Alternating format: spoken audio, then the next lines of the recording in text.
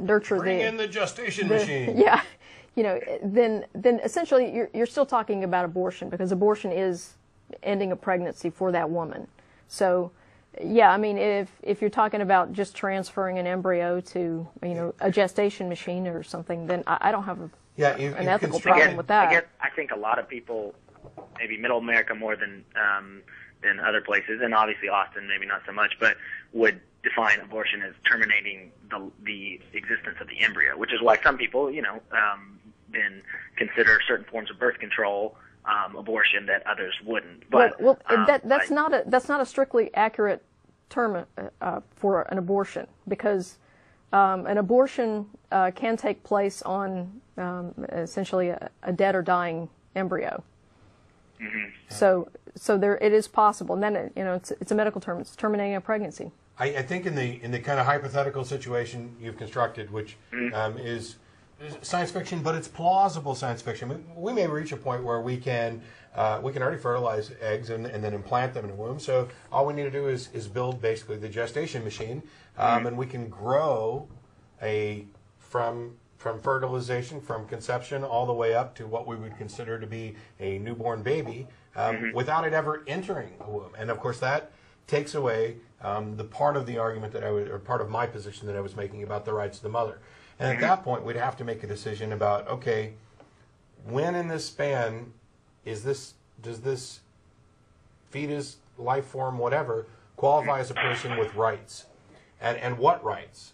I mean, there are some people, I have a friend who says they're not a person until they can buy me a beer. I don't think we need to go that far. But you could make the argument, I mean, if we fertilize an egg, does it immediately, at that point, gain all the rights of a person? I think that's patently absurd. And, this is a hugely difficult issue of where do we draw lines. Yeah. I'm mostly comfortable with where the lines are drawn now. It doesn't matter to me that we could maybe grow a baby from fertilization on. At some point, there's a noticeable change in the structure of the fetus to where brain activity occurs, organs are mostly formed to where they could plausibly survive on their own without the gestation machine. I think if we just replace our current view of the motherhood of the womb and the rights of that, and apply that same thing to the gestation machine, we can draw a line in about the same spot. It's not easy, and honestly, I'm not advocating any position for anybody else. That's just where I kind of stand on it. Okay. Thanks. Thanks, Ethan. Appreciate the call. We got one more on, and then we'll not one more on. We have one more on the phone. William from New Zealand? Or, no, is that it? William, there? Hello. Hello. Yeah, no, I want to mention the survey. Oh. Yeah. Yeah, I was at the meeting last week at El Royals. Right. Yeah. And I mentioned the word circumcision, and Russell Glasser said, no. However, in New Zealand, the survey of Dr. Dina Dell, who happened to be Jewish and is against circumcision. He said that 9 out of 10 New Zealand women preferred the men to be intact. So if you're really interested in satisfying your wife, don't get circumcised. Yeah. Yeah, and actually, that's a good point. I appreciate the call, William. We're going to go ahead and let you go. We'll talk about that in just a second. Well, wait, I want to say one more thing. I was present when my younger brother was circumcised by my grandfather, who was a Moyle, and he screamed, and I was only 3 years old, so that's it. It's a torture to circumcise somebody. Thank you. Yeah. Thanks. Thanks a lot for calling, William. Appreciate it. Yeah, the survey that he's talking about, I mean, this is New Zealand women, 9 out of 10 prefer uncircumcised. Yeah. If you do the same poll in the United States, what you'll find is that I think it's 8 out of 10 prefer circumcised men. And that demonstrates an important aspect of this that we really didn't get to, which is kind of this cultural, social system we've built up where you have a norm that's expected, and people are immediately offended when you challenge what the norm is. And it doesn't matter whether we're talking about Christianity. People get offended when I talk about Christianity as if I'm talking about them. That's not the case. I'm talking about their religious belief. People get offended if you challenge any of their sacred cows. This idea, this kind of social construct, is that you can go ahead and address what we had on that. Yeah.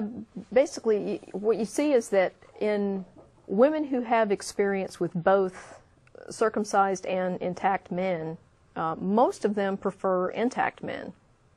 And what you find is if you do a survey of, for example, in the U.S., most women have little or no experience with intact men, and so they're going to express a preference for circumcised men. There's also a little bit of the go with what you know thing.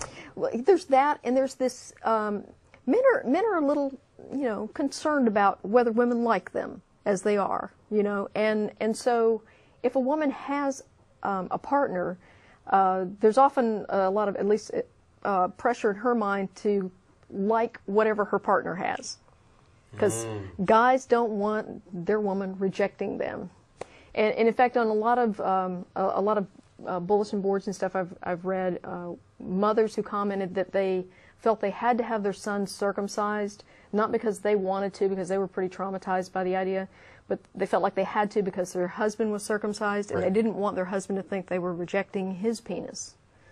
So there's a lot of this. So it's not we want you to look like Daddy, so you're not traumatized. We don't want to traumatize Daddy. Exactly. I got it. And this whole, well, I want my son to look like me, that you hear from a lot of guys, that really says a lot more about the man making that statement than it does about what his son may feel later on. Because the interesting thing is, I asked my brother about this, because my father was not cut. He was born at home, so they didn't do that at home. They didn't have a sharp stone? They didn't have a sharp stone. What were they thinking? Well, they didn't use it on his penis, that's for sure. But I asked my brother, I said, growing up, did you ever feel, strange being, different from Dad? And he's like, I never even thought about it. So, this whole idea that fathers and sons stand around in the shower and compare penises, I think is just absurd. I'm not sure that I recall ever seeing my dad's penis. Yeah. Even when I was a kid. But I can tell you right now that if I do ever have a son, he won't be circumcised. It's not a decision that I'm comfortable making for somebody else. I see no medical justification to circumcise an infant, but if he grows up and he wants to circumcise, go for it. It's your tool. Yeah. I got a handful of. I wanted to make sure we got to this list so that we don't need to be fair and unbiased. We're obviously expressing an opinion here, and it's in opposition to routine neonatal circumcision. But I wanted to touch on some of the general arguments for circumcision and talk about them real quick and kind of get the response to it. Okay. The first one on the list is studies shown that boys have a 1 in 1,000 chance of urinary tract infection if they're circumcised versus 1 in 100 for uncircumcised. Okay. So basically, the argument here is that you have a lower chance of getting a urinary tract infection in your first year of life if you're circumcised. Okay. The standard of care for an infection, whether it's male or female, is antibiotics, not amputation of the offending body part or something connected to it. And so there's that. Girls overall have about an 8 times higher risk of UTI than boys do, and we don't talk about cutting anything off of little girls to prevent that. Second thing is that's a 1% risk, and the absolute risk is much lower than that. But you compare that to about a 2% risk of complications from a circumcision, and circumcision starts to look not so good. Common complications for circumcision include hemorrhage and infection, and babies can and do die from those. So even though it's not common, it does happen, and 1 is too many. Let's see, there was another thing I wanted to bring up on that too. Oh, and all of this is if you don't count pain as a complication. Right. And also, if you ignore the fact that this isn't really reversible, Yes. there is a movement, and you can go on the web and find out more information about it, about men who are trying to restore their foreskin. My understanding of this is that what you end up with is you're not getting your foreskin back. It's never coming back. Right. But you can return your penis to the appearance of what it originally was. Yes. But this is